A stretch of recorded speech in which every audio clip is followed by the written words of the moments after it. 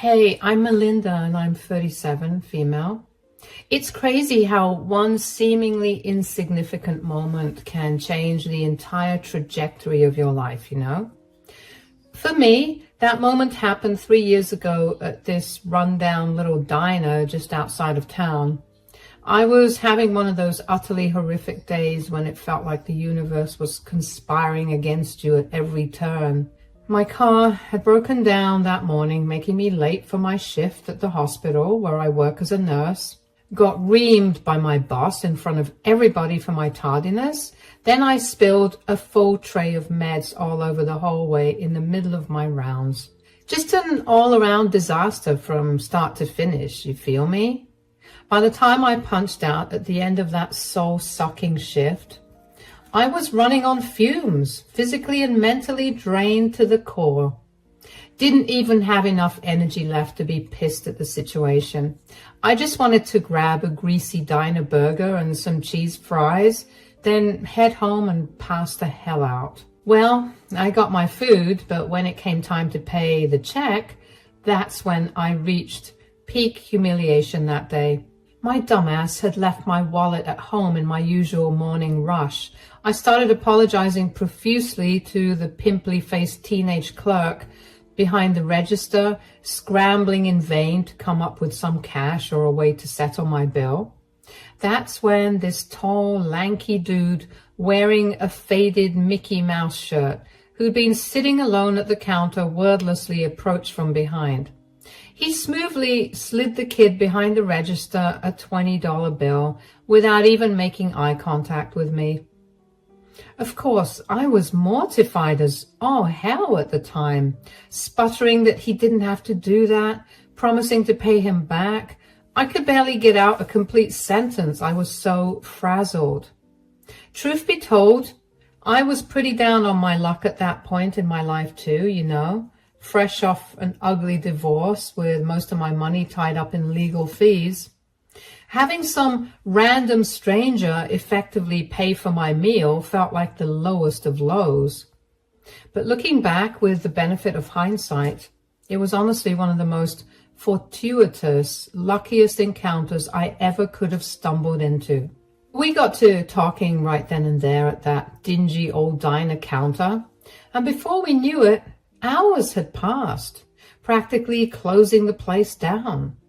That random act of generosity from him, combined with the fact that we seemed to just innately get each other from the moment we opened our mouths, well, let's just say sparks flew instantly. His name was Richard, and he really was one of a kind, a total free spirit who never adhered to any conventional norms or path in life. Richard had been on his own from a ridiculously young age, bouncing around from one dead-end job and sketchy living situation to the next. He spun these crazy tales from his unconventional upbringing that would have seemed too far-fetched to be true if I hadn't detected an unmistakable ring of authenticity and wisdom behind every line. We started hanging out every single night after that diner encounter, getting to know each other on a profoundly deep level. Richard had this way of making me feel so utterly understood, like our souls resonated on the same frequency. Like maybe we'd been kindred spirits across multiple lifetimes. After being burned so much by terrible relationships in the past, I was honestly terrified of opening myself up again. But there was just something inexplicably special about Richard that made me want to go all in without hesitation. You know, I'd been on so many dead-end nightmare dates at this point. I was starting to think finding an actual connection with somebody was impossible. But you're just, God, you're amazing. Where have you been all my life? Oh, trust me, you definitely don't want to know half the crazy places I've been, or people I've crossed paths with along the way. We'd be here all year if I started unspooling those tangled threads. Let's just say I traveled a long, winding road that somehow miraculously led me right here to you. You're not messing with me, are you? You're not some undercover psycho killer waiting to slice my throat the second my guard's down.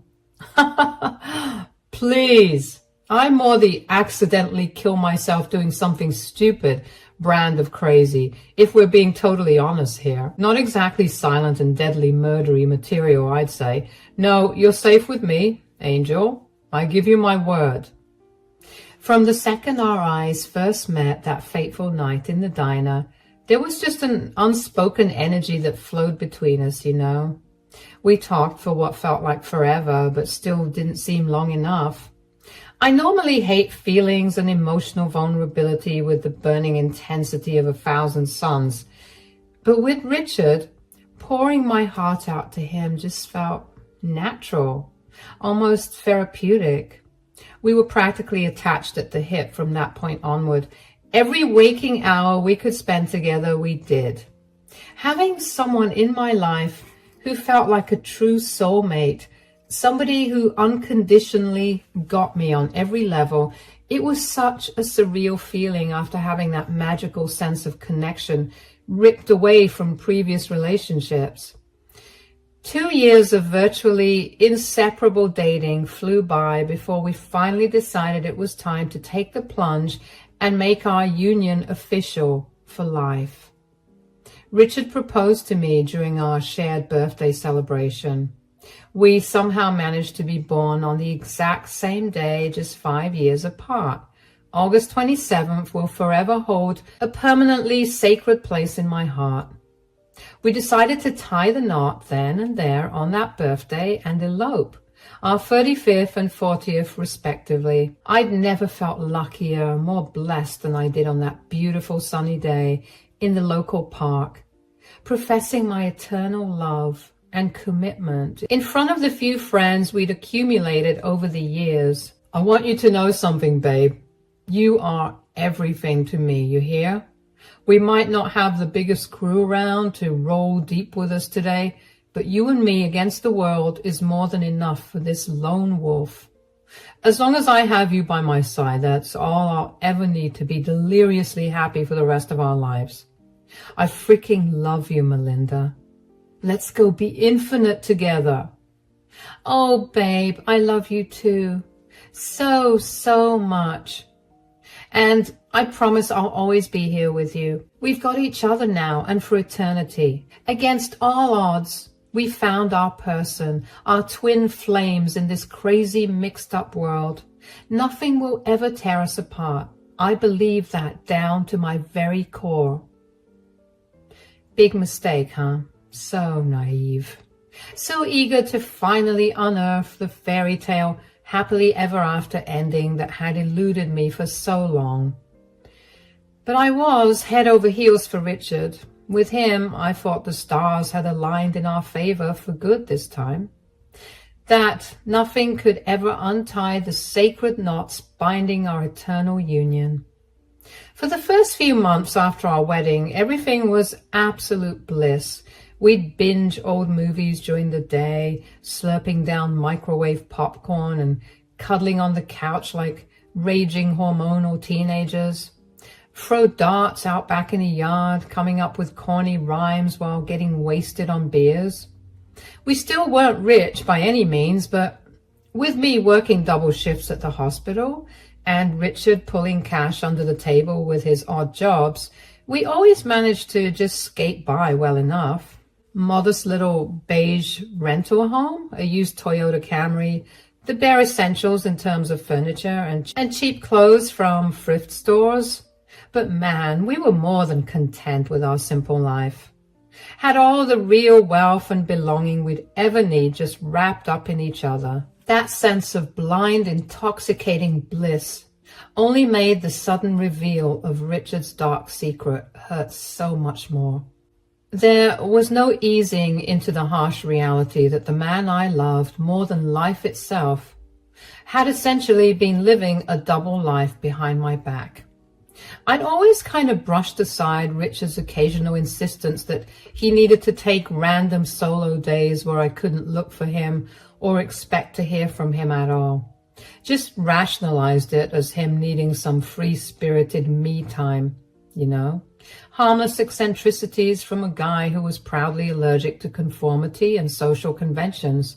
But him vanishing without warning like that became a way more frequent occurrence as the months went on.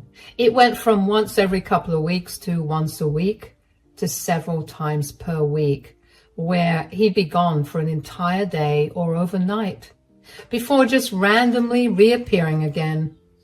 At first, he sold me on these lies about needing to go crash with an old friend from his vagrant drifter days who was down on his luck again and required some support and tough love. I was skeptical for sure, but Richard could be so silver-tongued and persuasive when he wanted to be.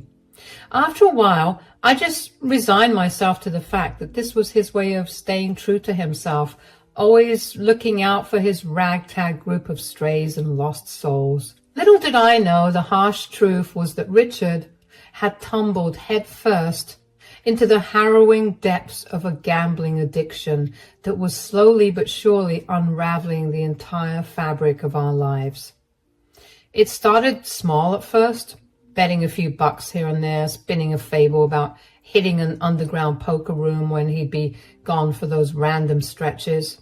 But I'm guessing the thrill of those early wins fermented into something much darker and more overpowering before long. Because soon, Richard was routinely staying out for days, racking up staggering debts with some of the local bookies and hustlers around town. While I was pulling double shifts, getting home utterly drained from long hours at the hospital, only to crash out alone night after night, Richard was blowing every last dollar we had on blackjack tables and racetracks. That carefree spirit I'd fallen so madly in love with had shape-shifted into something much more sinister, a reckless disregard for anyone or anything except chasing his next high, his next score. I didn't discover the full gut-wrenching scope of what had been going on until we got that notice in the mail that our house was being foreclosed on. And that's when everything unraveled at a terrifying speed. The debt collectors started showing up day and night, pounding on our door and threatening God knows what if Richard didn't pay up or at least acknowledge their deadlines. When I begged Richard to explain himself, to help me understand what the hell was happening, I could barely recognize the man in front of me. His eyes were hollow, deadened portals into some lightless void. That once sparkling wit and wondrous lust for life was nowhere to be seen, replaced by the wild desperation of a junkie in the grips of their craving. He broke down and admitted to me through reams of disgusted, self-loathing tears that he'd been gambling away his meager earnings, and then some on idiotic bets and long-shot parlays. Getting further and further in over his head, borrowing from seedier and seedier types and running his entire world into the ground. For what? For nothing but those fleeting rushes of adrenaline and deluded shots at some life-changing score that never came. Obviously, I was devastated beyond words, feeling like the biggest fool and sucker on the planet for being so blind to the reality that had been unfolding right under my nose. Richard had essentially been squandering our relationship from the moment our vows passed his lips, poisoning the sacred bond between us a little more with each dollar pissed away behind my back. I cried hysterically for hours, feeling so stupid, so naive, convincing myself that this time true love would actually conquer all the demons and darkness life loves throwing our way. Why, Richard? Why did you do this to us? To me?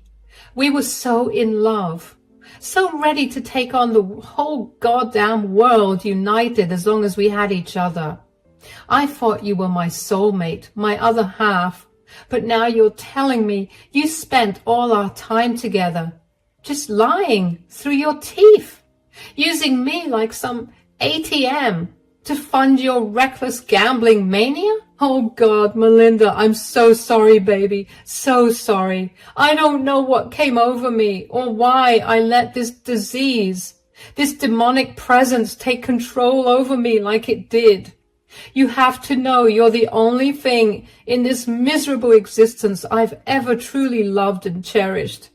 But I became weak, a pathetic, sniveling shell of a man addicted to the rush of the action, always chasing my way out of the hole until it swallowed me whole.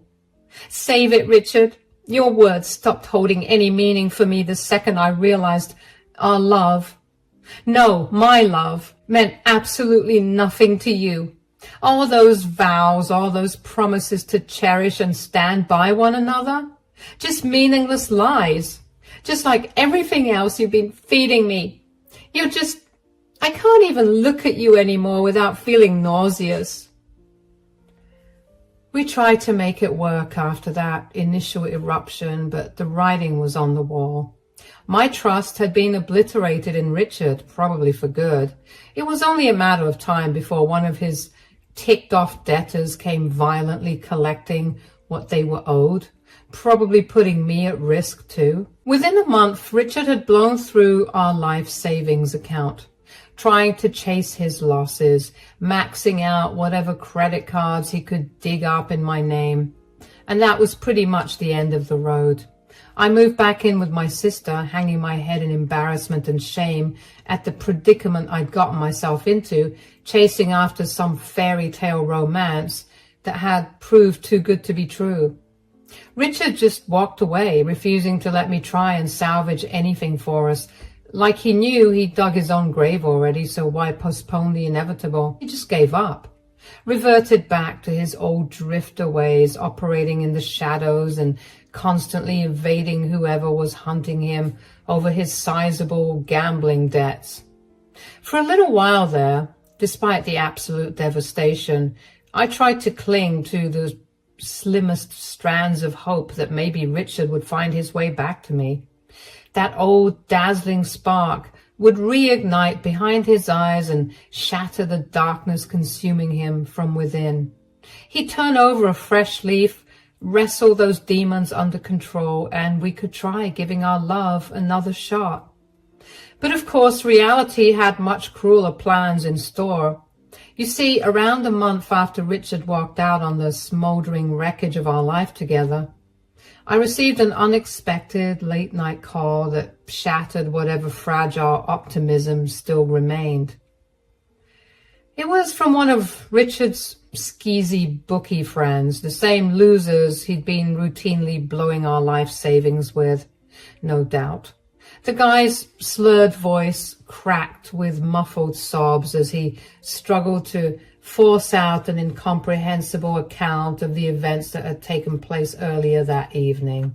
From what I could piece together through the hysterics, Richard had apparently traveled up to the coastal cliffs outside of town, one of the first meaningful places we'd visited together early in our relationship. Except on this evening, plastered out of his mind and seemingly at the lowest depths of his depressive spiral, Richard had stumbled around in the darkness a bit too close to that precarious ledge. Multiple supposed eyewitnesses claimed to have seen Richard pacing aimlessly, gripped by total incoherence as the uncapped bottle of bottom-shelf whiskey dangled limply from his fingertips. He'd been rambling in incomprehensible tirades about losing his way in life, feeling hopelessly lost with no path forward. Then, just like that, he was gone, hurtling head first off the rocky cliffside, in a sickening plummet straight down into the turbulent waters below. I'm so sorry, Melinda. We screwed up so bad. I saw him drinking earlier at the track, raving like a lunatic about wanting everything to be over. But I didn't take him seriously, you know. Figured maybe he was just on one of his runaway benders again, needing some space to cool off for a bit. But now, oh Jesus, I can't even say it. Richard's gone, Melinda. He jumped. Or maybe he fell. It was dark. But we saw it happen right in front of us and couldn't stop him in time. In the space of that phone call, the remnants of my world had been razed to the ground all over again, as a sickening blend of shock, sorrow, and regret detonated in the pit of my stomach.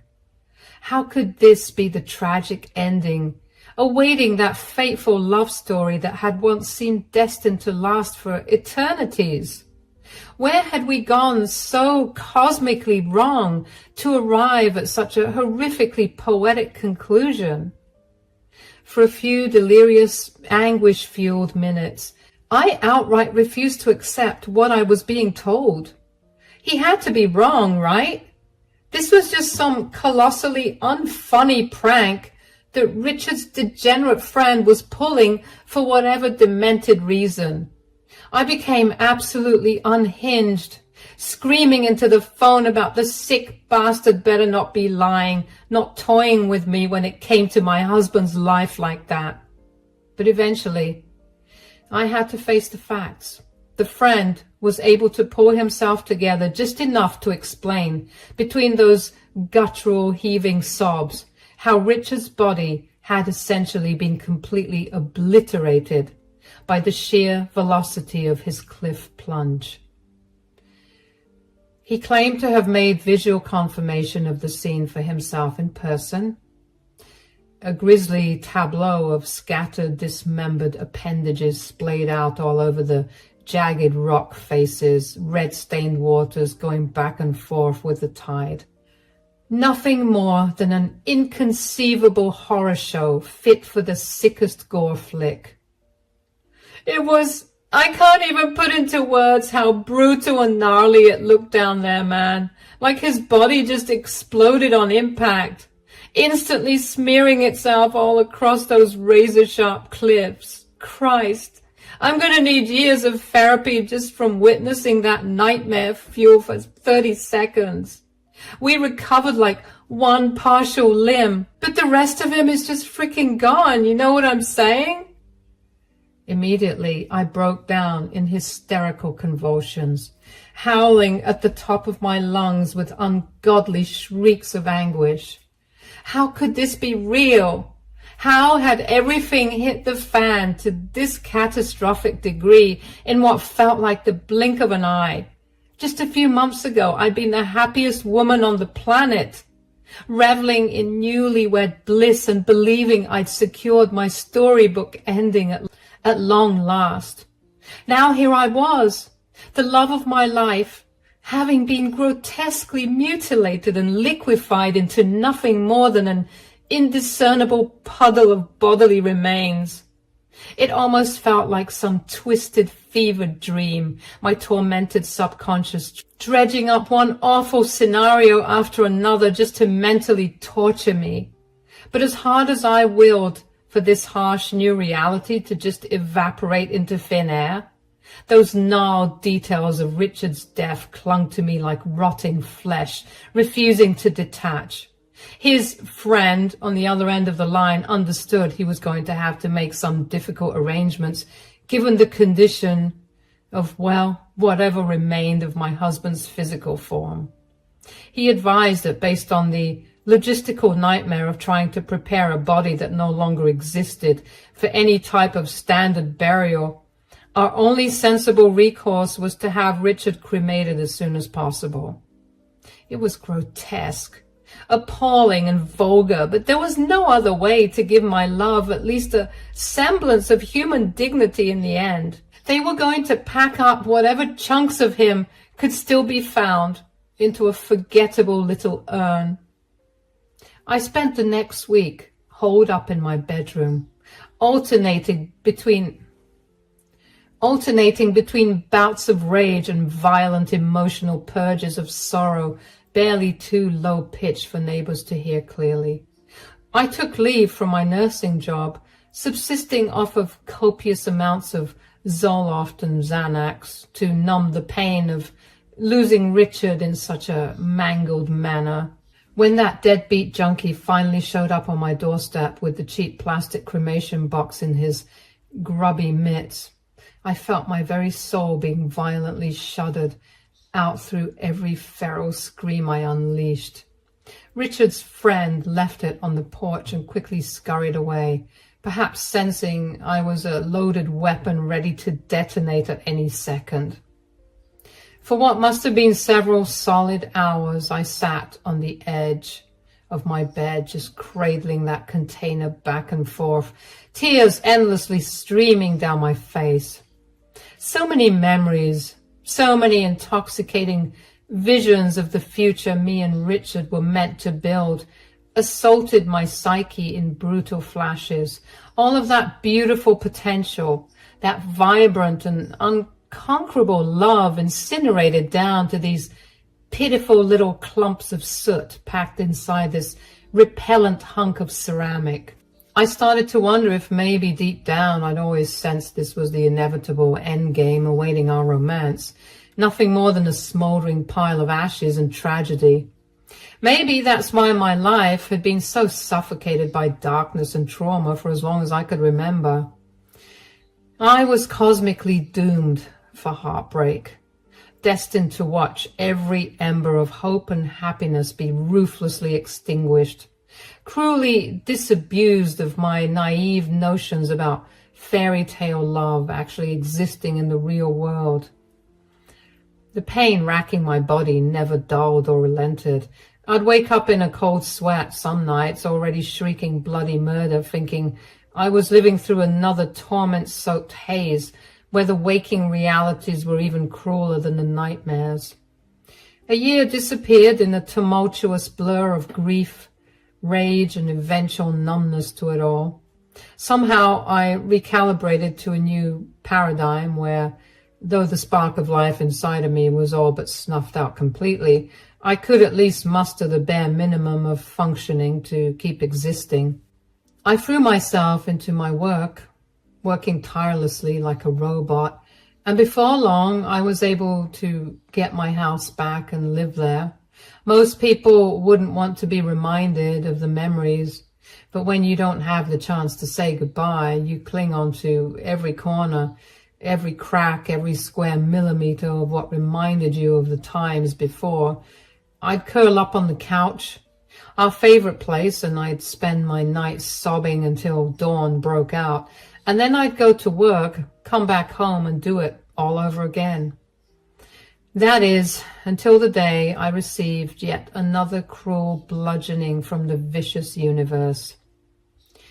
The day that would force me to address the harsh new truth, that Richard had sacrificed our love and happiness for one final, deeply scarring deception. It was a balmy spring afternoon when that incessant, thunderous banging at my front door jarred me out of a near catatonic state of apathy.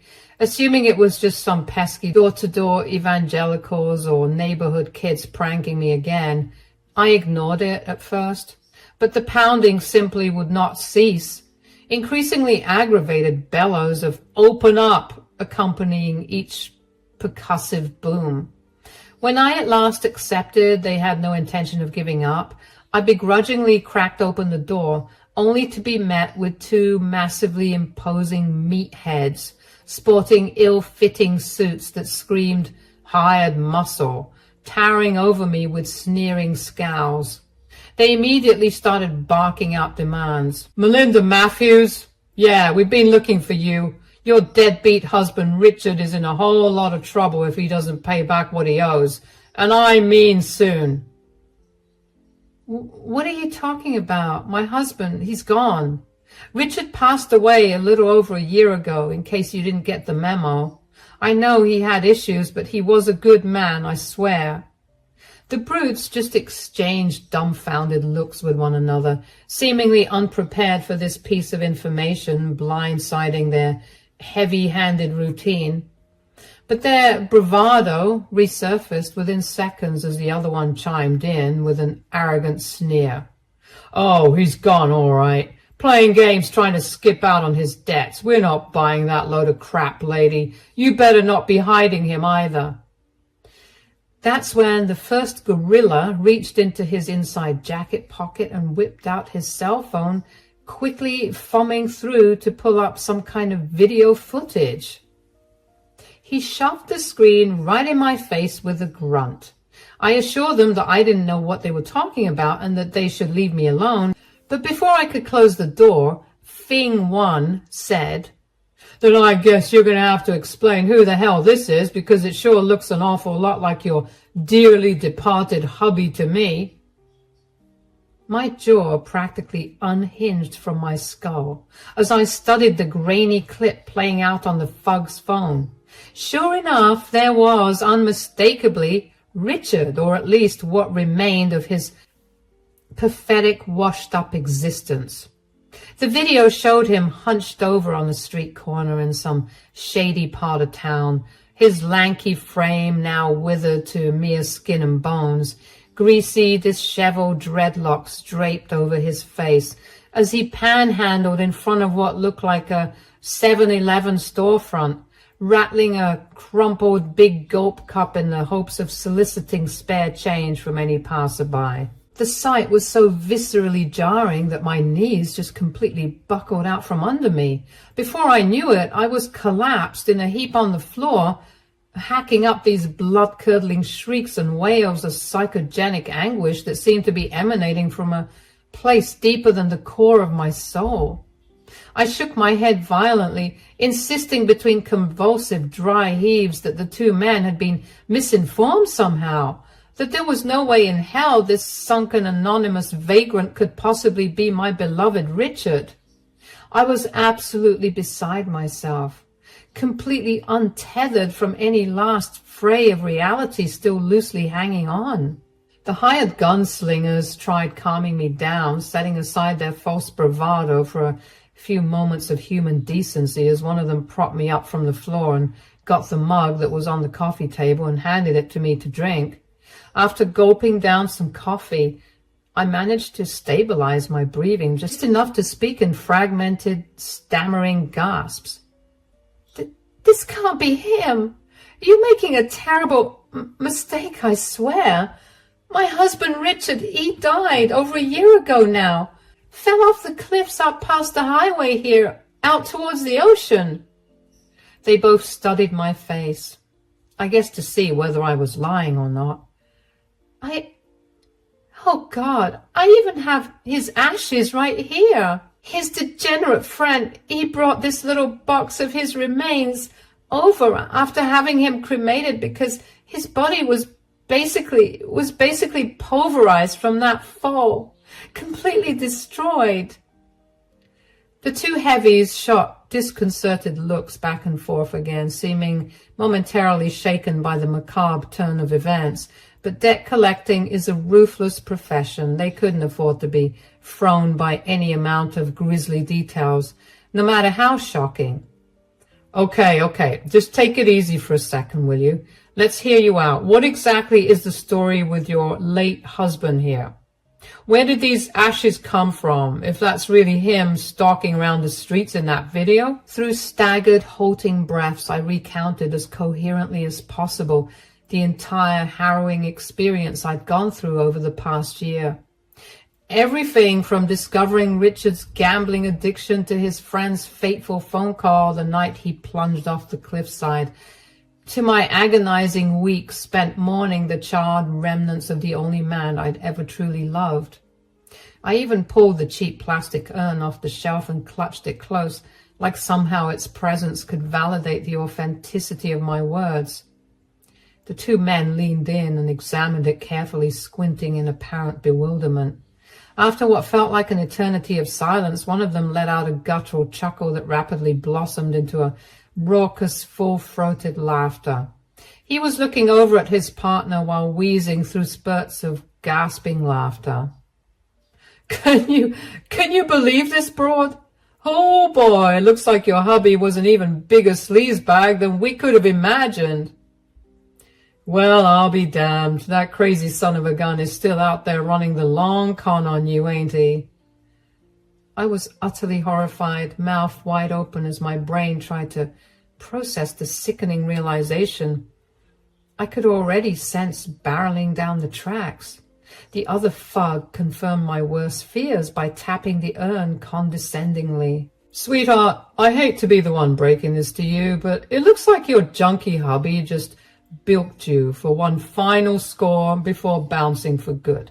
The only remains in that tacky little urn are the remnants of his shattered marriage vows. Nothing more, nothing less." The room started spinning as I felt what little air remained in my lungs getting expelled out of my body. Richard hadn't fallen off that cliff at all. It was all an elaborately orchestrated farce. Everything from his dear friend's hysterical call, delivering that horrifying news, to the curt instructions that the only recourse was to cremate whatever remained of his gruesome remains. Wow. That miserable lying sack of crap had conspired with his deadbeat gambler buddy to fake his own death, all as a twisted final bid to escape the mountain of debt he'd incurred over his addictive binges, to disappear off the face of the planet scot-free, leaving me to pick up all the broken pieces by convincing me he'd horrifically died. That ruthless, heartless bastard, he left me to suffer alone in mourning all this time, while he was really just cut loose, dodging every last consequence of his actions, using my love and our memories as a weapon against me for his own selfish freedom. Sucks to be you, Toots, but hey, on the bright side, at least this little revelation just saved you from paying his dues when we come to collect on what your low-life former husband still owes. We'll find him and get our money's worth, eventually. As venom poured off my trembling lips, I felt every last vestige of the love I'd once had for Richard finally wither away into dust. Whatever minuscule glimmers of hope I'd been naively clinging to about us, somehow reconciling after all this, burned up in the wake of his betrayal. In one fell swoop, he'd irreparably violated any trust or goodwill remaining in our fractured union. Richard had just confirmed to me with his selfish actions that our relationship meant less to him than the self-destructive gambling dereliction that facilitated its demise in the first place. That sniveling coward can run for the rest of his pathetic life if he wants. In fact, you two have my full permission to do whatever is necessary to collect on his debts. Break his scrawny, junky arms, rupture his spleen for all I care. He's already ruptured my entire reality, leaving me to suffer alone, in mourning for crimes he never atoned for in the first place. Just promise me one thing. When you find him, just tell me what you do to him so I can get the satisfaction too. Damn, she's brutal, bro. Hell have no fury, am I right? Don't worry, Toots, we'll keep in touch. Those men from the debt collection agency seemed momentarily taken aback by the raw, unadulterated fury pouring out of me. But they recovered quickly, apparently all too accustomed to dealing with the scorned loved ones constantly left in the wake of their target's misdeeds. You just focus on picking up those pieces and moving on, sweetheart. The universe has a way of serving up these accidental favors sometimes, freeing you from that toxic dirtbag before he could do any more damage to your life down the road. That's the truth. And don't you worry about Richie Rich out there anyways. Guys like us have a knack for smoking out even the most elusive little roaches when we need to collect what's owed. He'll get his. Soon as we find which decrepit rock he's currently slithering under, on that you can count. With those parting words, the two hulking presences lumbered back out of my home, leaving just as abruptly as they'd barged into the lives of Richard's latest string of innocent victims.